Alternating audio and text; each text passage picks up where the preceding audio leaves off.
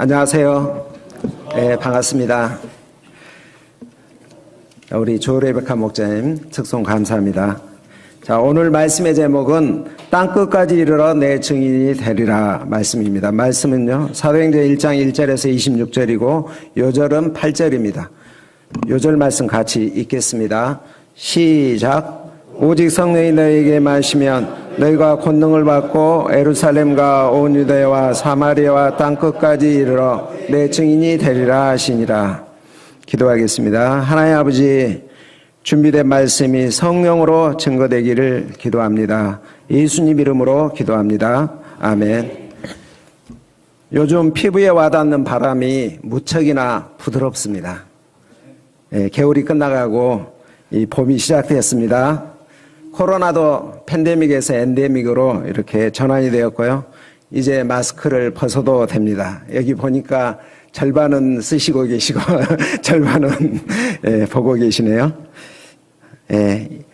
이제 세봄학기도 시작되었습니다. 끝은 시작입니다. 전환점입니다. 시작이 중요하기에 시작이 반이다는 말이 있습니다. 오늘 말씀이 사도행전 첫 메시지인데요. 성령께서 우리 마음을 새롭게 하시고 예수께서 승천하시기 전 제자들에게 하신 말씀이 무엇인지, 그 의미가 무엇인지 배우길 기도합니다. 자, 1, 2절을 보겠습니다. 우리 다 같이 한번 읽어보겠습니다. 시작. 내가 먼저 쓴 글에는 무릇 예수께서 명하시고 가르치시기를 시작하신부터 그가 택하신 사도들에게 성령으로 명하시고 승천하신 날까지 이를 기록하였노라. 수신자인 데오빌로는 하나님께 사랑을 받는 사람, 이런 뜻입니다. 그는 누가복음과 사도행전을 처음 들은 청중입니다.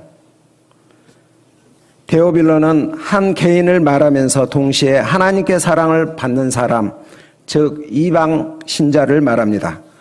부유층이면서 교육 수준이 높은 사람입니다. 하지만 신앙 수준은 초보 단계입니다. 내가 쓴 글에는 누가복음을 말하죠. 누가복음과 사도행전을 누가 썼나요? 누가가 썼습니다. 그는 의사이며 이방인이며 믿음의 2세대에 속합니다. 사도행전을 읽다 보면 어느 부분에서 인칭이 변하는 것을 볼 수가 있는데요.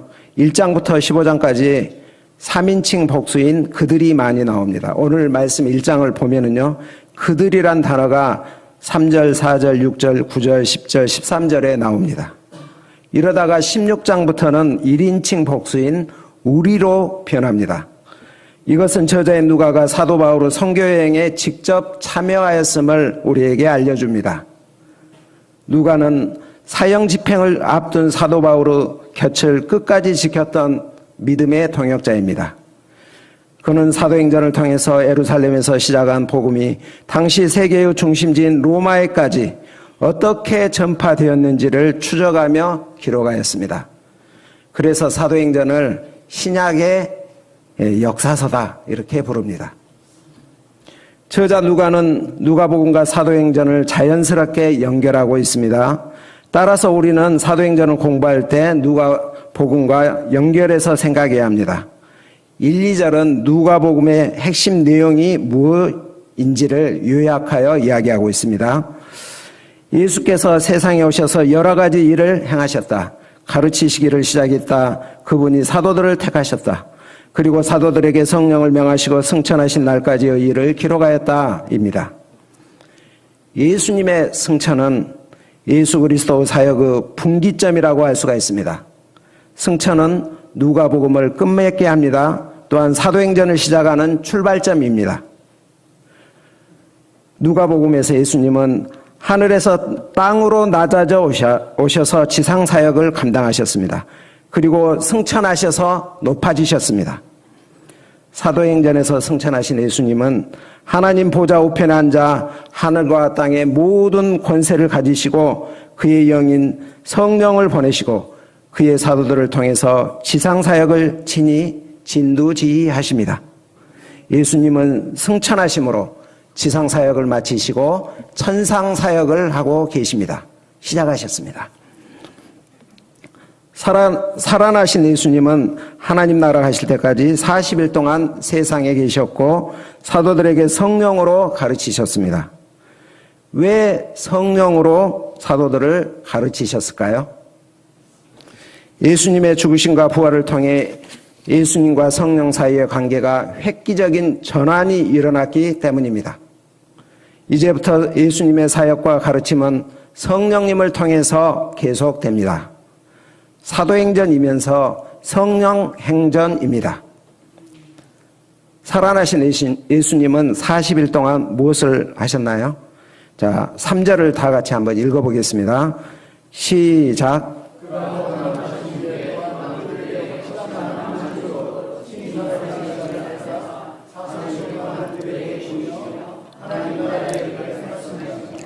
첫째, 확실한 많은 증거로 친히 살아계심을 나타내셨습니다. 살아있는 자신의 몸을 직접 보이셨고 또 떡이나 물고기를 잡수시기도 하셨고 구약에 나와 있는 자신의 죽으심과 부활에 관한 말씀을 풀어주셨습니다. 믿지 않던 혈육 동생들에게 보이셔서 믿음을 심으셨습니다. 둘째로 하나님 나라의 일을 말씀하셨습니다. 하나님 나라는 하나님께서 다스리는 왕국입니다. 네이션이 아니라 킹덤입니다. 장소 개념이 아니라 통치 개념입니다. 자, 그렇다면 예수님의 살아계심과 하나님 나라는 어떤 연관성이 있을까요? 예수를 선포하는 것, 예수를 전하는 것이 하나님 나라를 선포하는 것, 하나님 나라를 전하는 것과 같다는 뜻입니다. 하나님 나라는 살아나신 예수님을 설명하고 또한 살아나신 예수님은 하나님 나라를 설명합니다. 사도행전의 핵심은 하나님 나라에 관한 것이며 또한 예수님의 살아나심을 기초로 하고 있습니다. 우리가 사도행전을 이제 시작하기 때문에 이걸 잘 염두에 두고 사도행전을 보면 좋겠습니다. 살아나신 예수님께서 사도들에게 무슨 방향 주시나요? 4절을 다 같이 한번 읽어보겠습니다. 시작.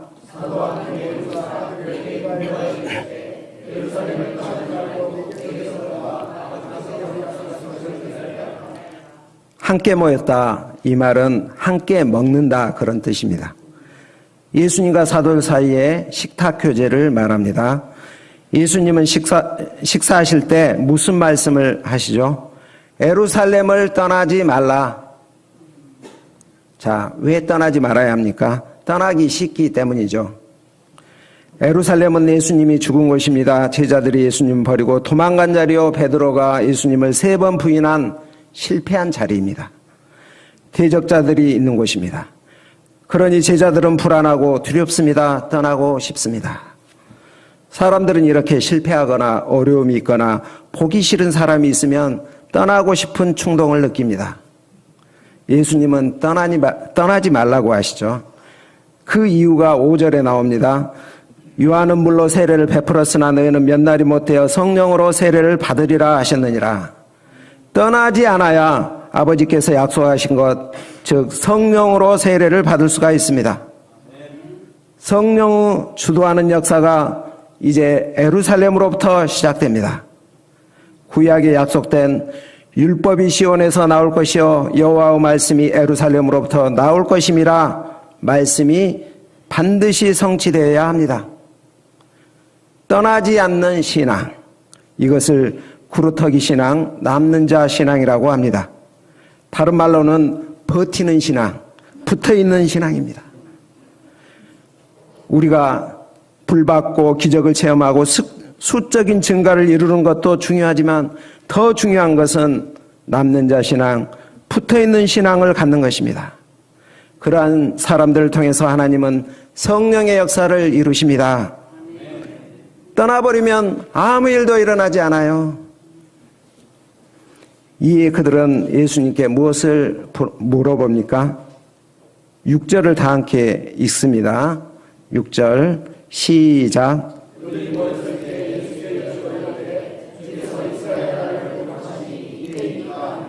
그들이 왜 이런 질문을 할까요? 이전에 누가복음에서 예수님 일행이 예루살렘에 가까이 오자 제자들은 무슨 생각을 했나요? 누가복음 19장 11절에서 하나님 나라가 당장에 나타날 줄로 알았습니다.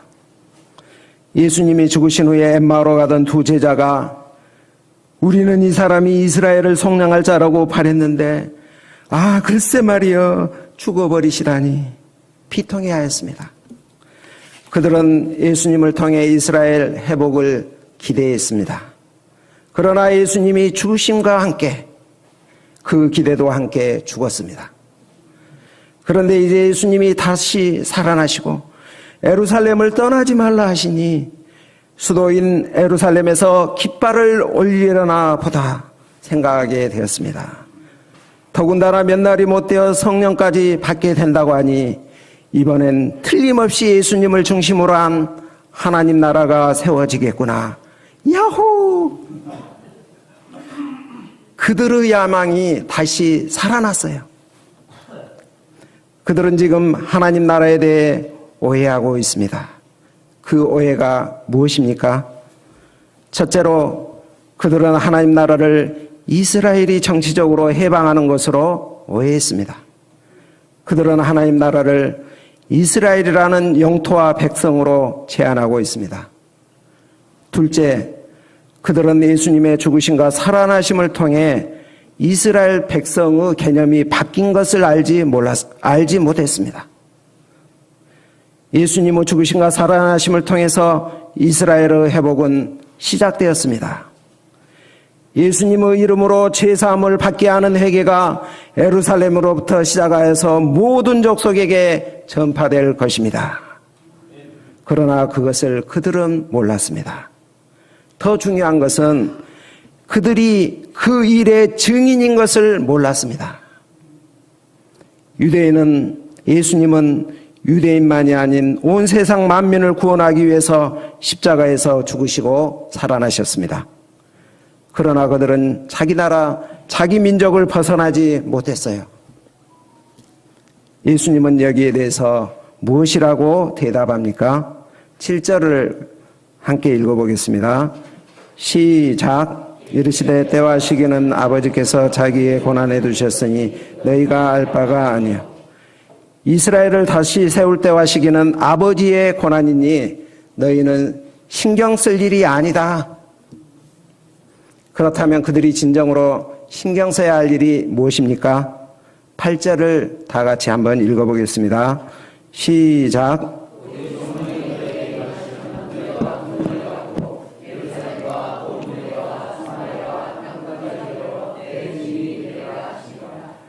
오직이란 말은 그들이 최우선적으로 신경 써야 하는 일이라는 것입니다. 성령이 임하시면 예수님은 정치적인 이스라엘 나라의 회복을 생각하는 사도들에게 성령으로 방향을 바꾸어 주십니다. 권능으로 받고, 권능은 힘, 능력입니다. 성령이 사도들에게 와서 능력을 주십니다. 그렇다면 성령은 사도들에게 어떤 권능을 줍니까? 성령의 권능은 하나님의 백성들의 삶에 하나님 나라가 구현되게 하는 이 통치입니다. 성령이 임하면 그들은 먼저 하나님 나라가 어떤 것인가를 이해하게 될 것입니다. 그러려면 그들은 반드시 하나님 나라, 하나님 말씀을 올바로 이해하고 깨닫는 것이 필요한데 이 일을 성령께서 하신다는 것입니다. 성령을 받자 베드로가 유창한 설교를 하는 것을 우리가 볼 수가 있습니다.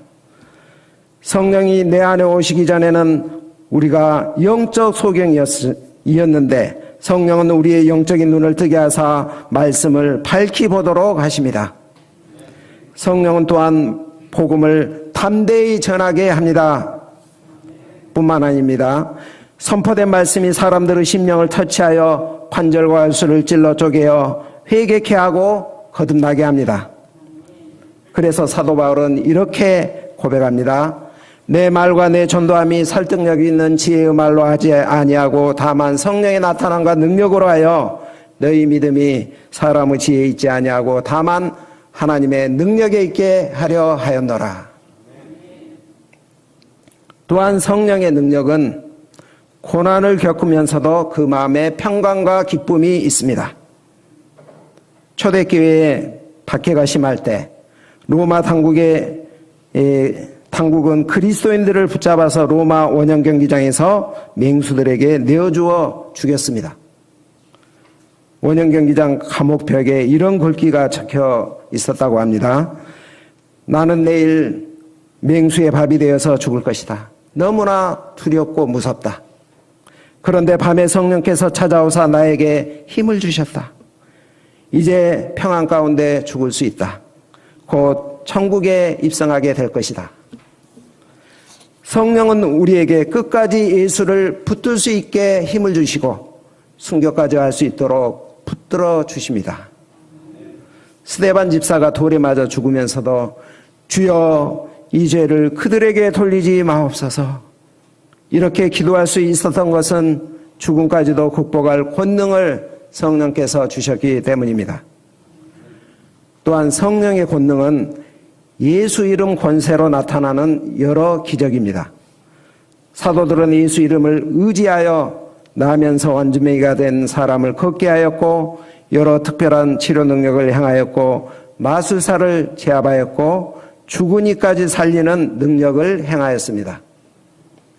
이 모든 성령의 권능이 나타나도록 하는 목적이 무엇일까요? 예루살렘과 온 유다와 사마리아와 땅끝까지 이르러 내 증인이 되리라. 하나님 나라가 예루살렘에서 시작해서 온 유대와 사마리아와 땅끝까지 이르도록 하기 위해서입니다. 사도행전은 이 말씀의 기초에서 기록하였습니다. 1장부터 7장까지 예루살렘, 8장에서 12장까지 유대와 사마리아, 13장부터 끝까지 땅끝으로 이어집니다. 사도들은 이스라엘을 생각했는데 예수님은 땅끝을 말씀하십니다. 편협한 지역주의를 뛰어넘습니다. 하나님 나라의 거센 물결은 이제 예루살렘과 유다라는 지역을 힘차게 넘어서서 유대인이 무시하던 사마리아, 그리고 온 땅을 향하여 확장할 것입니다. 내 증인이 되리라. 우리는 예수님의 증인이 됩니다. 예수님을 위해 예수님에 관해 증언하는 사람이 된다는 것입니다. 증인은 보고 들은 것을 말하는 사람입니다. 당시 새로운 이 로마 황제가 즉위하면은 전령을 보냈다고 합니다. 이 서쪽으로는 스페인, 북쪽으로는 영국, 또 남서쪽으로는 이집트까지 보내서 그 소식을 알렸습니다. 죽은 권세를 깨고 살아나신 예수님은 어떤 분입니까? 인류의 구원자요 만왕의 왕이십니다. 이제 사도들의 입을 통해서 예수님의 이름이 열방에 전해져야 합니다. 그리하여 예수님은 만민의 기치로 우뚝 설 것이며 열방이 그리로 모여들 것입니다. 우리가 여기서 주목할 점은 복음 전파의 영역입니다. 예수님은 복음 전파의 영역을 말씀하시면서 단순히 땅끝까지 이르러 내 증인이 될 것이라고 말씀하지 않으시고 예루살렘으로부터 땅끝까지 순차적으로 그 영역을 확장해 갈 것을 예언하셨습니다. 사도행전의 복음 역사는 예루살렘에서 증거되기 시작하여 점차 먼 곳으로 확장될 것을 내다봅니다. 실제로 그렇게 이루어졌습니다. 자신의 주변 사람은 외면한 채 자신과 별로 상관도 없는 사람들에게만 복음을 전하려고 하는 것은 원칙에서 벗어난다고 할 수가 있겠습니다. 또 각 지역을 과라는 등위 접속사로 연결시킴으로써 그 어떤 특정 지역에서 증거되는 것이 다른 지역에서 증거되는 것보다 더 중요한 것은 아니라는 사실을 분명히 하고 있습니다. 예루살렘에서 증거되는 것이나 땅끝에서 증거되는 것이나 모두가 동등하게 중요합니다. 지난주에 우리 황재익 목사님 가정의 초대로 시카고 누가 폴린 선교사님과 함께 가정을 신방하고 함께 식사 교제를 했습니다. 황준표 형제가 우리를 반갑게 뜨겁게 맞이해 줬습니다. 준표 형제는 저에게 가정의 자녀를 먼저 잘 돌보면 좋겠다고 저의 부족한 부분을 지적해 주었습니다. 제가 회개합니다. 자녀들을 말씀으로 잘 양육하고 가족과 가까이 있는 사람들, 일상사에서 접촉하는 사람들에게 예수님의 증인으로 쓰임받기를 기도합니다. 성령께서는 저에게 그동안 한 사람을 위해서 기도하게 하셨는데 죽을 수 있는 병에 걸려서 약속된 날짜에 오지 못하고 있는 치과 환자 한 사람이었습니다. 저는 하나님께 그분의 건강을 회복시켜 주셔서 치과를 방문하고 복음을 전할 기회를 갖게 해달라고 기도했습니다. 하도 안 와가지고 죽으셨나 이렇게 이제 복음을 듣고 가셔야 되는데 그런 마음이 있었습니다. 그런데 이틀 전 그분이 치과 문을 열고 몸이 많이 회복된 상태로 들어오는 것을 보고 제가 어찌나 기뻤던지 치료하면서 속으로 하나님께 감사했습니다. 가실 때 전도용지를 이렇게 주면서 읽어보라고 주었는데 흔쾌히 받으셨습니다. 다음에 오면 영적 대화를 나눌 기회를 얻고자 합니다.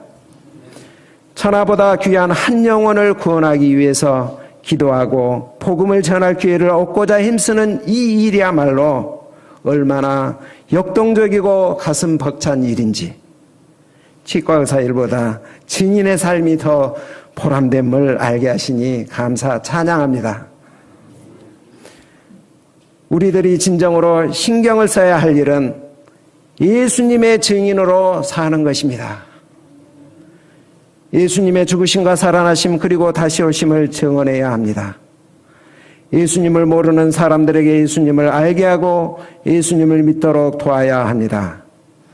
예수님을 알지만 확신이 없는 사람들에게 확신을 갖도록 도와야 합니다.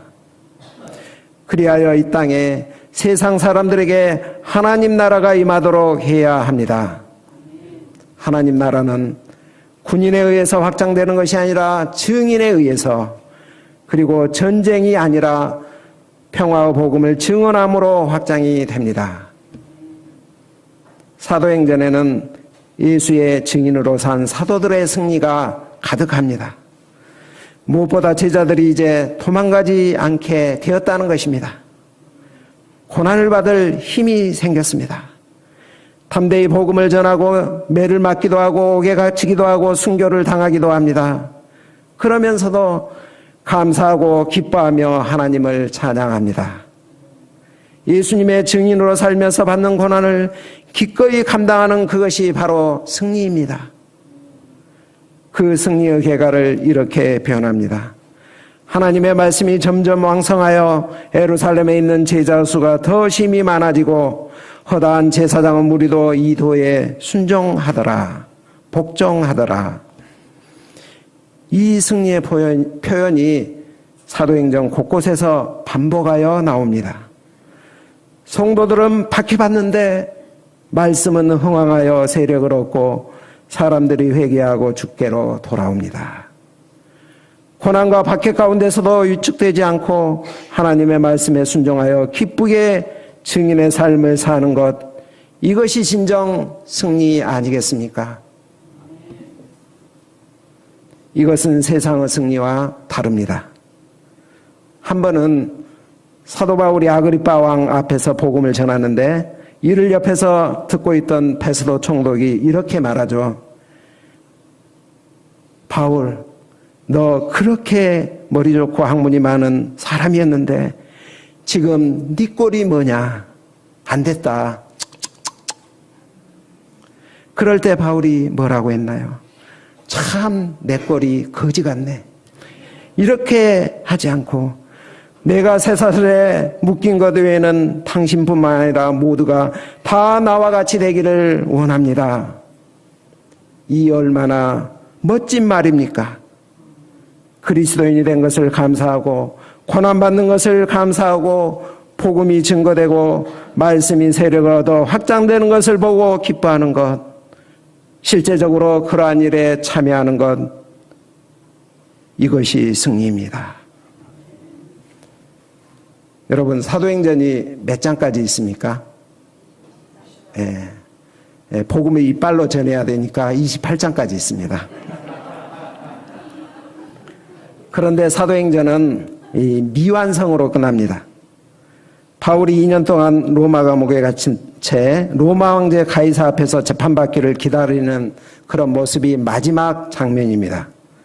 그 후 사도 바울이 어떻게 되었는지에 대해서는 전혀 설명해 주지 않고 있습니다. 왜 그랬을까요? 사도행전 역사가 끝나지 않고 계속되고 있음을 알려주고자 하는 의도가 있습니다. 28장 이후를 지금 누가 쓰고 있습니까? 우리가 쓰고 있습니다. 예수님은 제자들에게 말씀하신 후 어디로 가십니까? 9절을 보겠습니다. 이 말씀 마치시고 그들이 보는 데 올려져 가시니 구름이 그를 가리어 보이지 않게 하더라. 예수님은 제자들이 보는 가운데 하늘로 들려 올라가셨습니다. 지상 사역을 마치시고 하나님 보좌 우편에 앉아서 천상 사역을 시작하십니다. 구름은 하늘로 올라가시는 예수님과 땅에 있는 제자들을 갈라놓습니다. 그들에게 하늘만 쳐다보지 말고 예수님만 붙들지 말고 예수님이 약속하신 그것을 기다리라고 합니다. 옛일을 잊고 새 역사를 맞이하고자 하는 그들은 준비해야 합니다. 천사는 사도들의 관심을 어디로 돌립니까? 11절을 말씀 한번 같이 읽어보죠. 시작.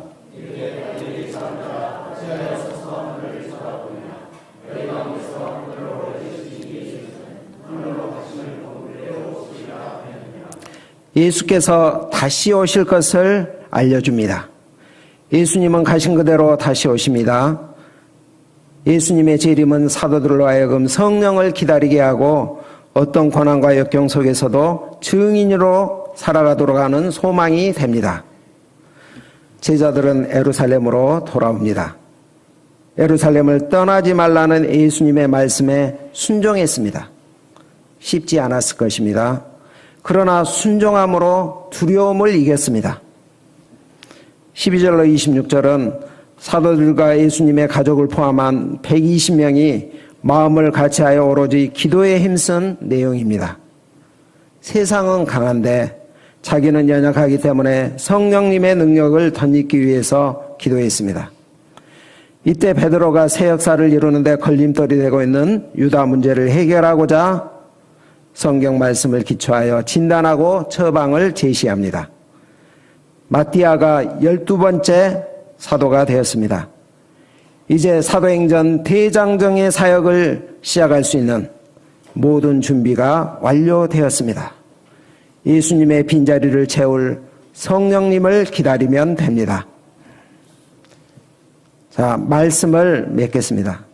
요즘 기독교계에서 캠퍼스 사역 끝이다, 이런 말이 종종 흘러나옵니다. 맞습니다. 인간의 힘으로는 끝입니다. 그러나 하나님은 하십니다. 성령의 임재와 능력으로 능히 하십니다. 우리는 끝인데 하나님은 시작하십니다.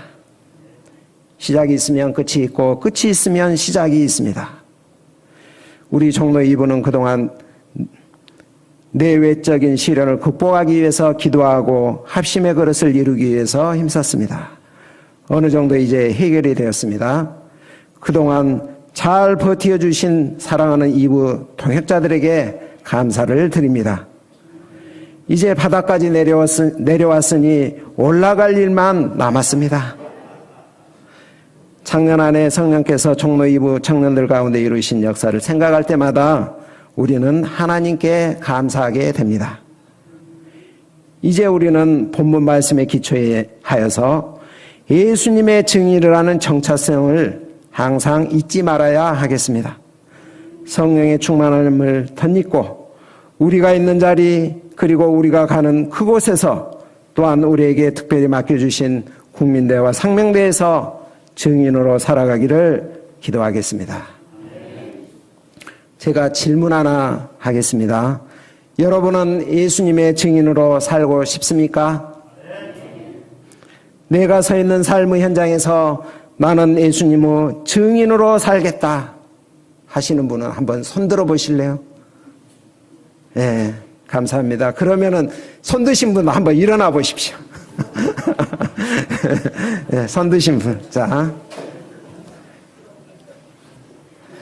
네, 그 상태로 제가 마무리 기도 하겠습니다. 성령님, 우리 각 개인과 공동체에 임재하시고 충만케 하사 우리를 예수님을 증언하는 증인으로 사용하여 주옵소서. 그동안 증인의 삶을 살기보다 세상의 것들을 추구했던 우리의 죄를 용서하여 주옵소서. 세상을 이기게 하시고 우리의 가정과 캠퍼스와 우리의 삶의 현장 속에서 하나님 나라를 추구하게 하옵소서. 우리 죄를 위해 죽으시고 살아나서 생명의 주님이요 왕이신 예수님이 우리를 통해 세상 가운데 나타나게 하옵소서. 특별히 세범학기에 우리 대학생 청년들이 주의 증인으로 살아가고자 하는 열망으로 충만하게 하옵시기를 간절히 기도합니다. 예수님 이름으로 기도합니다. 아멘. 네, 앉아주시겠습니다.